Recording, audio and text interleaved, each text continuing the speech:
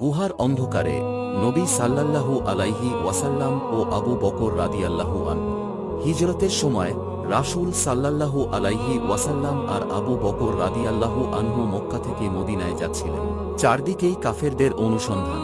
জীবনের সবচেয়ে ভয়ঙ্কর সময় তারা আশ্রয় নিলেন গার থাওর নামক একটি গুহায়। চারদিকে অন্ধকার, বাইরে কাফেররা মাথার দাম ঘোষণা করেছে। আবু বকর রাদিয়াল্লাহু আনহু চুপচাপ নবীজিকে দেখছেন। তখন আবু বকর রাদিয়াল্লাহু আনহু বললেন, ইয়া রাসূলাল্লাহ, যদি তারা নিচে তাকায় তাহলে আমাদেরকে দেখে ফেলবে। রাসূল সাল্লাল্লাহু আলাইহি ওয়াসাল্লাম হাসলেন আর বললেন, চিন্তা করো না, নিশ্চয়ই আল্লাহ আমাদের সাথে আছেন। গুহার দরজায় মাকড়সা জাল বুনে দিল। এক জোড়া কবুতর সেখানে বাসা বাঁধল। কাফেররা এসে বলল, এখানে তো কেউ ঢুকেইনি, জাল তো অক্ষত। রাসূল সাল্লাল্লাহু আলাইহি ওয়াসাল্লাম বেঁচে গেলেন, কারণ আল্লাহ তাঁর পাহারাদার ছিলেন।